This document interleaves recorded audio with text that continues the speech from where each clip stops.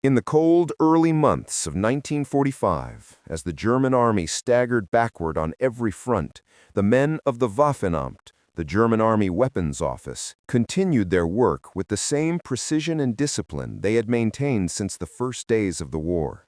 Bombs shook Berlin, fuel was scarce, factories were silent ruins. Yet deep inside underground workshops and commandeered school buildings, German engineers still analyzed every enemy weapon they could get their hands on. Rifles, pistols, tank sights, radios. American equipment arrived in crates marked with the dirt and grime of Ardennes snow and the smoke of burning towns along the Rhine. Most of the items were familiar or already catalogued. Garands, Thompsons, BARs, even the occasional Browning automatic rifle that had survived long enough in battle to be captured. But late in January, a small collection of weapons pulled from fallen American paratroopers reached a testing station outside Magdeburg. Among them lay a rifle that looked ordinary at first glance, almost identical to the M1 Carbine German engineers had been studying since Normandy. Same size, same wooden stock, same modest barrel, same light weight. But when the examiners inspected the fire control group, they froze. This carbine had a selector switch, a full automatic mode, something the original carbine had never possessed. A thin patterned stock marking revealed its purpose. M2. Until that moment, almost no one in the German weapons office had seen one. Reports from the Ardennes had mentioned a new American automatic rifle, very light, very fast-firing, carried by paratroopers and scouts. Most officers dismissed the stories as battlefield exaggeration. But now, the weapon lay on a steel table under a single hanging lamp, and its significance was immediately obvious. One engineer leaned in close and studied the internal parts. Another tested the selector. A third shook his head slowly as he examined the stamped components. It was not just a modified M1. It was something different, a new machine gun class entirely. In a drafty room with walls covered in ballistic charts, a senior engineer named Ober-Engineer Martin Schwab flipped through notes and stared at the weapon as if it contradicted everything he thought he knew about American doctrine. The United States had always favored full-power rifles. That was why the Garand existed. That was why the BAR remained in service. Yet here in his hands was a weapon that deliberately abandoned the traditional approach. It was not a full rifle. It was not a submachine gun. It was something in the empty space between. Schwab wrote the first assessment that afternoon. American forces now deploy a selective fire light rifle operating between the roles of the Maschinenpistole and the Sturmgewehr. This is unexpected. His colleagues fired the weapon on a snow-covered range behind the building. The M2 spit out rounds at more than 700 per minute, light recoil, surprising controllability, and accuracy at distances the MP40 could not reach. The wooden stock absorbed vibration. The weapon stayed on target with short bursts. A soldier could fire it one-handed if needed. The Germans looked at one another, stunned. One of them said softly, "This is too light to do what it does." They tested the magazines, 30-round versions rare in American forces earlier in the war. They studied the machining, simple, clean, easy to mass produce. They inspected the gas piston, short stroke, reliable, and almost impossible to foul. Even in the bitter German winter, the weapon ran smoothly. A major in the weapons office scribbled a note in his evaluation. "The Americans have built the weapon our reconnaissance troops have always needed." That line would pass through multiple desks, copied and filed, while bombs shook the city outside. For years, German reconnaissance units had complained that the MP40 lacked range and penetration. The Kar 98K was too slow and too long. The STG-44, though powerful, was heavy and difficult to carry on long patrols. The gap had always existed, but Germany lacked the industrial stability to fill it. Yet the Americans, seemingly without planning, had filled the gap perfectly. As the German staff continued their examination, they realized something even more unsettling. The M2 was not a desperate late-war creation like many German weapons. It was not a prototype. It was not a last-minute innovation. It was simply an evolution of a rifle the Americans had mass-produced by the millions. Adding a full auto mode had created an entirely new battlefield tool with almost no new training required and no new logistics burden. At a time when Germany struggled to produce enough steel for replacement barrels and could no longer rely on stable factories, America had upgraded a lightweight carbine into something approaching a modern assault weapon. That realization lingered heavily in the testing room. A country crushed by fuel shortages and strategic collapse was now studying a weapon its enemy could produce by the crate. Schwab wrote one final line at the bottom of his report as Allied artillery rumbled faintly in the distance. They have built the first true light assault carbine. We must understand this weapon. We are too late to copy it, but we must understand it. The men in that dim room knew the war was ending. They also knew they had just witnessed the birth of a new category of weapon, not German, not Russian, not British, but American. And it was only the beginning. When the first firing tests of the captured M2 Carbine were completed, German engineers gathered in a cramped analysis room to study ballistic logs and mechanical sketches pinned across the walls. These were men who had dissected every modern weapon of the war, from the Tokarev rifles of the Red Army to the Browning machine guns taken from wrecked American bombers. They thought they had seen every possible category of small arms, yet what lay before them on the table defied every classification they had used for decades. The German system divided weapons into clear roles. There were bolt-action rifles for long-range accuracy, like the Kar 98K. There were submachine guns for close-range bursts, like the MP40. And now there was the Sturmgewehr 44, the world's first fully realized assault rifle, which bridged the gap between rifle and SMG by using an intermediate cartridge. But the Americans, without developing a true intermediate round, had still managed to step into the same conceptual space with the M2 Carbine. It was neither rifle nor submachine gun. It was something in the middle, a weapon born not from theory, but from sheer practicality. The engineers began their assessment with weight. At barely 5.5 pounds, the M2 was astonishingly light, lighter than the MP40 by nearly a full kilogram, lighter than the STG-44 by almost 2, light enough to carry all day without fatigue. One engineer noted dryly the German soldiers often threw away equipment to keep pace on marches, while the Americans seemed able to issue a carbine so light that it added no burden at all. Next came the rate of fire. On automatic, the M2 cycled at over 700 rounds per minute, faster than the MP40 and approaching the cyclic rates of compact machine pistols. But unlike a typical SMG, the M2 remained controllable thanks to its balanced action and gas system. Short bursts stayed on target instead of climbing wildly. The engineers fired it from standing, kneeling, and even while walking. The weapon behaved more like a tamed automatic rifle than a typical machine pistol. They measured effective range. This was where the M2 surprised the most. The .30 cartridge did not match the raw power of the German 7.92 rounds or the intermediate 7.92 Kurz round used in the STG-44, but it outranged the 9mm of the MP40 decisively. Where the MP40 fell off at 100 meters, the M2 remained accurate and dangerous at 200 or more. German examiners fired it against steel plates and noted with unease that the lightweight round penetrated surprisingly well at mid-range. It could defeat helmets at distances where the MP40 failed entirely. This brought the engineers to the most uncomfortable realization. The Americans had created a weapon that did not fit any known German doctrine, but solved multiple problems the German army had struggled with for years. They wrote down advantages in quick succession.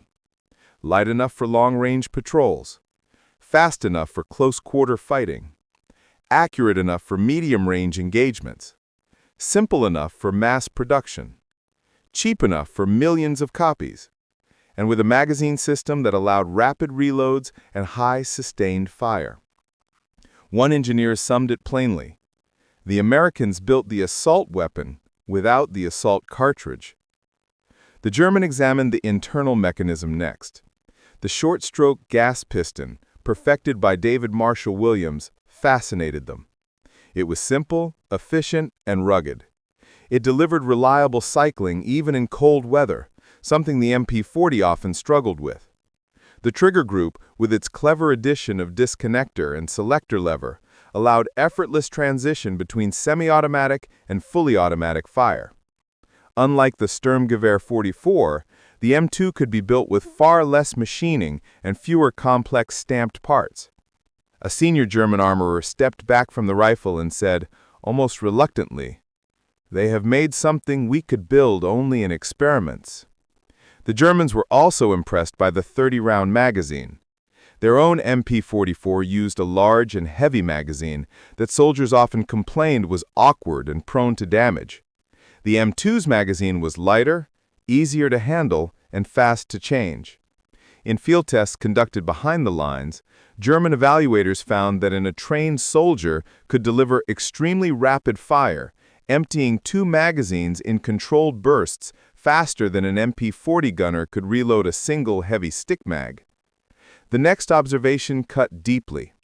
While the Sturmgewehr 44 was a breakthrough weapon, it was heavy, costly, and complicated. Even under the best conditions, Germany struggled to produce enough of them. By contrast, the M2's design was almost shockingly straightforward. The Germans described it as manufactured like a typewriter, but deadly as a machine pistol. It was a weapon designed not just for elite troops, but for mass issue. German examiners began writing doctrinal notes comparing the M2 to their own weapons. Against the MP40, the M2 outclassed it in range, accuracy, reload speed, and mobility. Against the Car 98K, the M2 delivered far greater volume of fire and much faster reaction speed. Against the STG-44, it was lighter, simpler, and easier to carry on long marches, though less powerful. But in the hands of reconnaissance units, the balance shifted sharply in the M2's favor. Recon units needed speed above all else. They needed to fire fast, short bursts, then disappear.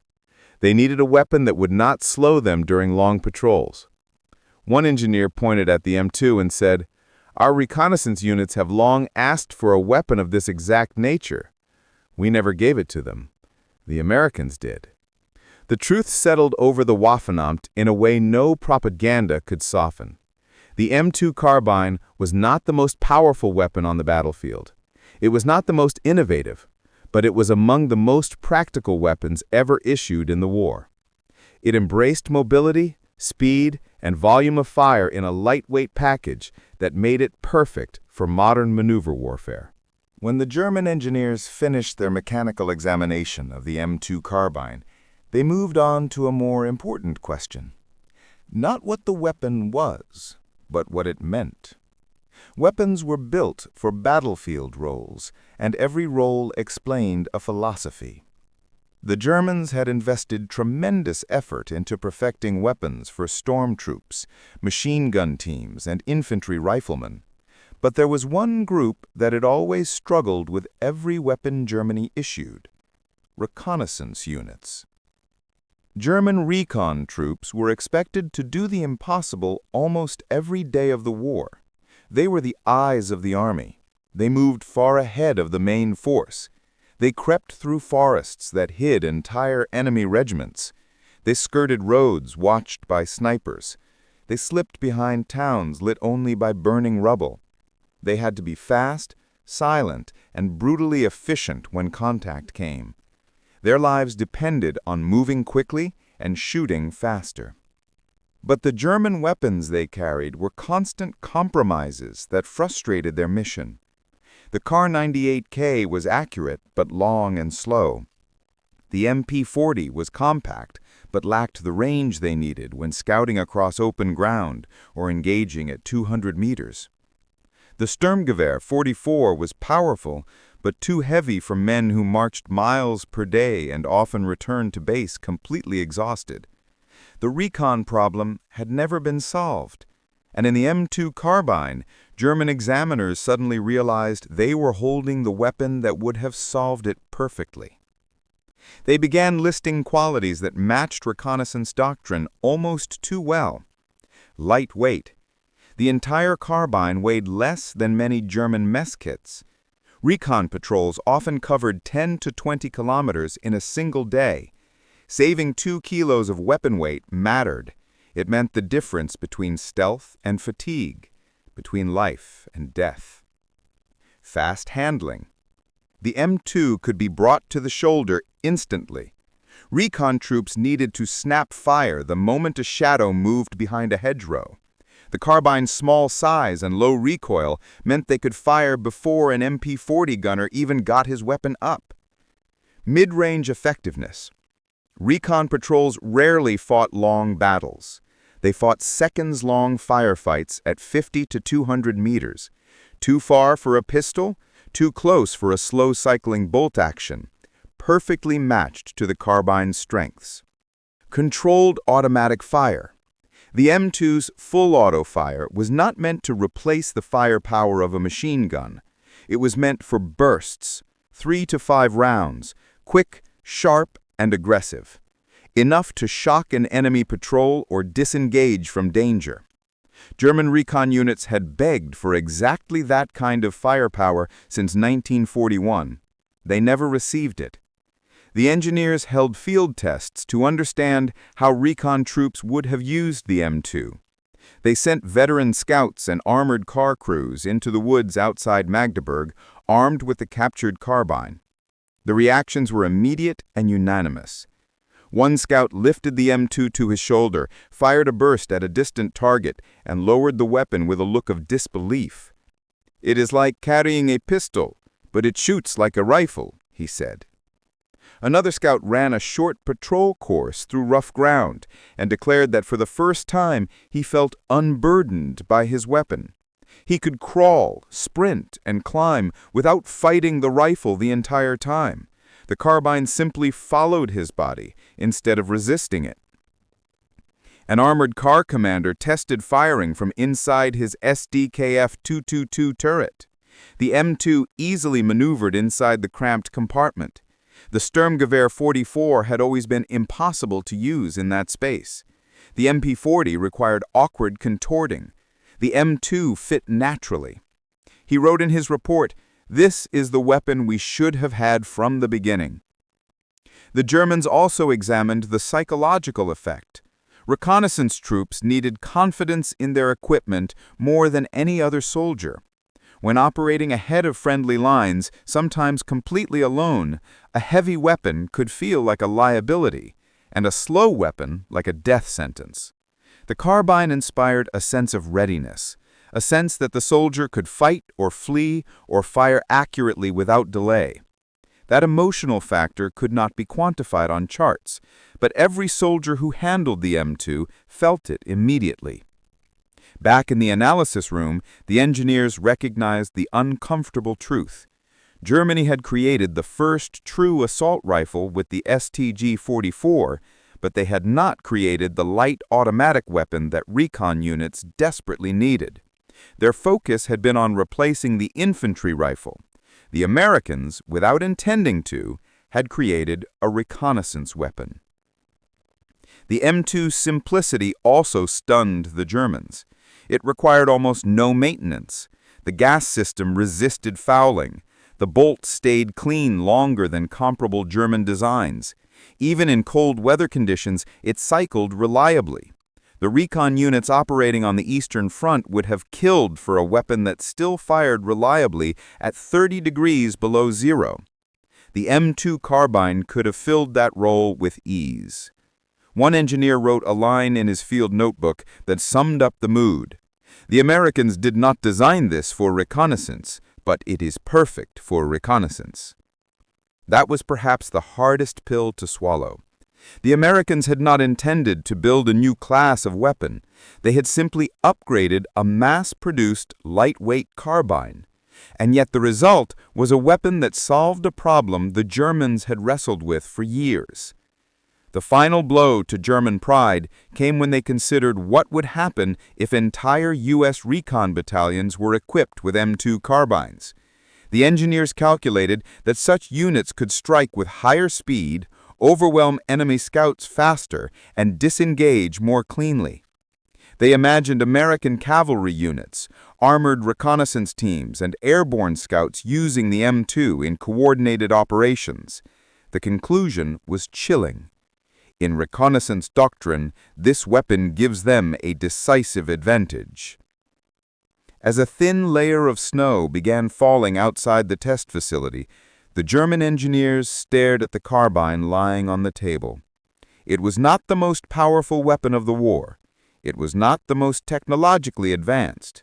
Yet for the role of fast-moving scouts, probing units, and light armored crews, it might have been the most effective weapon ever issued. They wrote their final assessment with reluctant respect. The Americans have created a new type of weapon, one we never built, one our reconnaissance units needed, a light automatic carbine.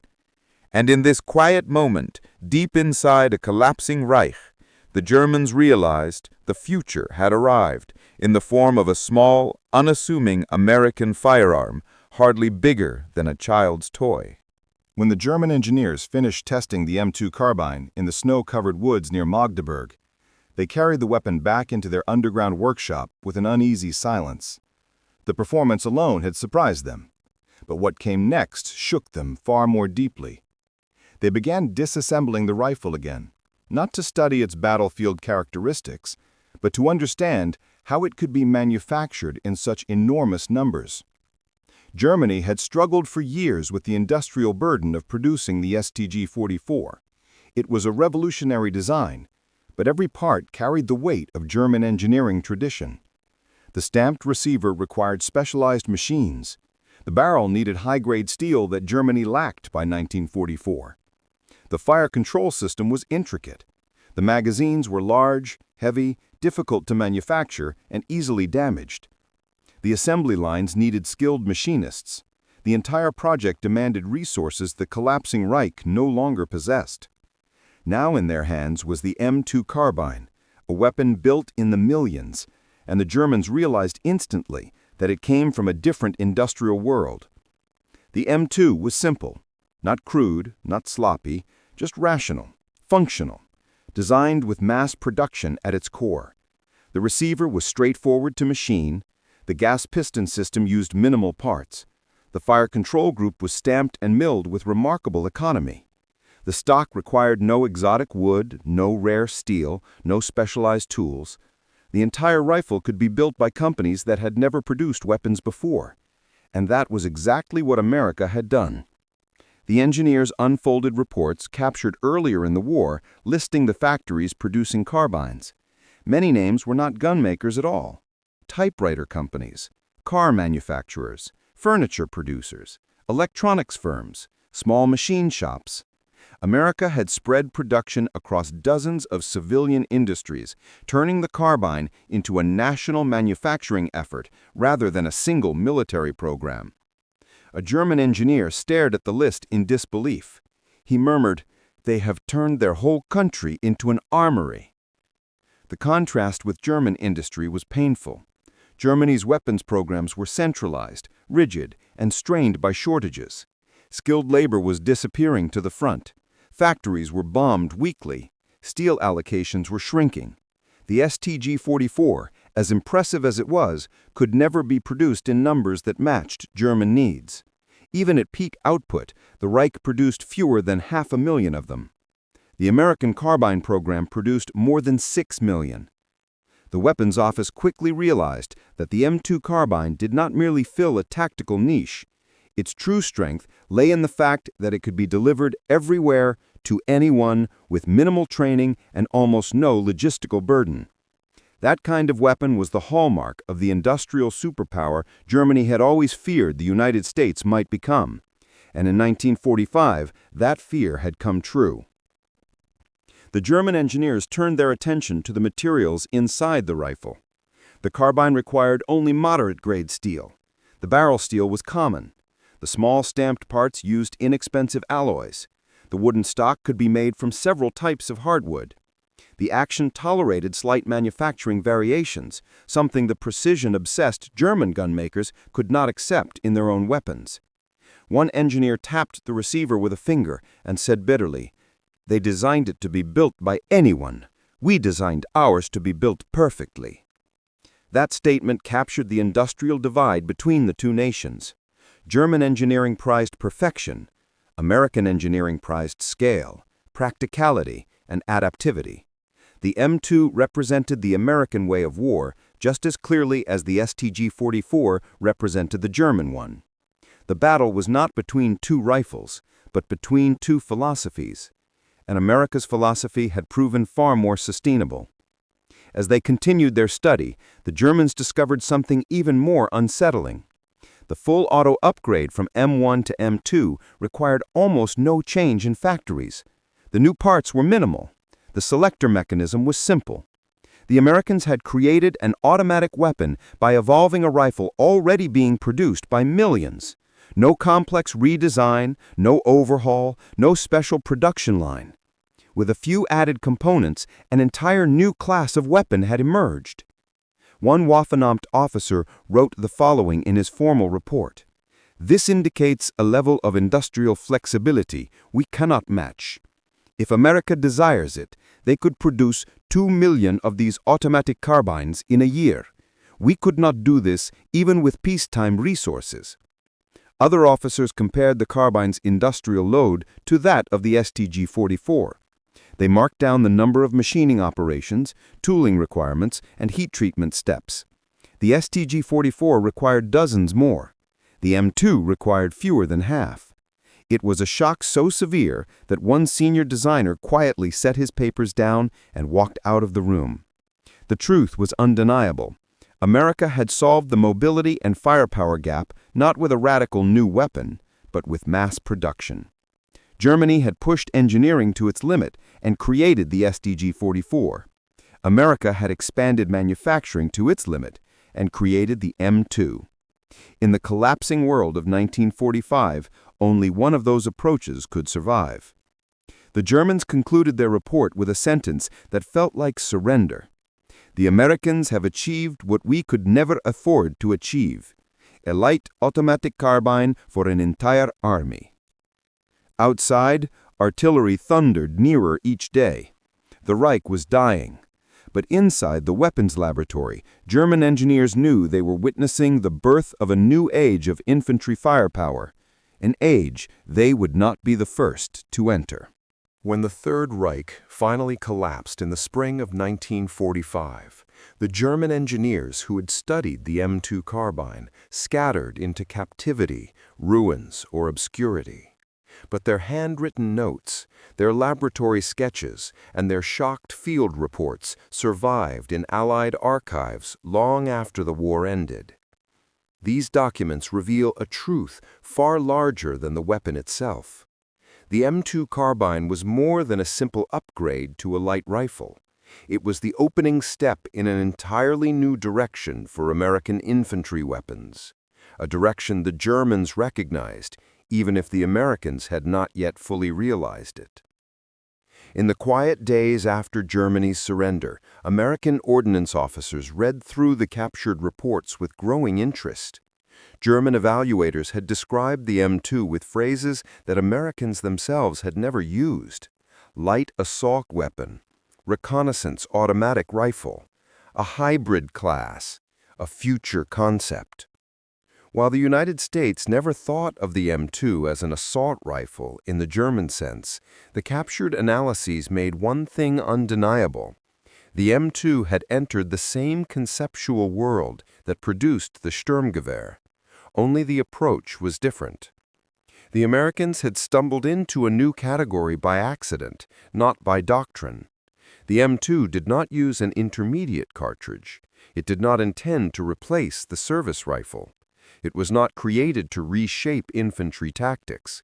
Yet it did reshape tactics, subtly, progressively, and across thousands of small unit engagements.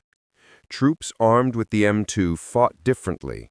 They moved faster. They reacted quicker. They fired more willingly. They adapted to fluid terrain. They treated the battlefield as a shifting landscape rather than a fixed line. Modern historians often call this the first American assault-type rifle, not because it matched the STG-44 in power, but because it matched the philosophy of rapid, mobile firepower for ordinary soldiers. This was the seed that would eventually grow into the post-war weapons of the United States. First, the heavier battle rifles like the M14, and then the true lightweight automatic carbine concept that culminated in the M16. All of these later designs, consciously or not, carried the echoes of what began with the M2. But perhaps the most striking impact of the M2 Carbine came not in America's arsenal, but across the world in the hands of the nations rebuilding themselves after the war. American aid programs provided thousands of carbines to allies and occupied countries. South Korean forces used them heavily during the Korean War, where the lightweight and fast handling proved invaluable in mountainous terrain. French troops carried them in Indochina and Algeria. Filipino soldiers used them against insurgents. Taiwanese troops trained with them. West German police carried them in the uncertain early years of the Cold War. In South Vietnam, the carbine became one of the most familiar rifles in the countryside during the early 1960s.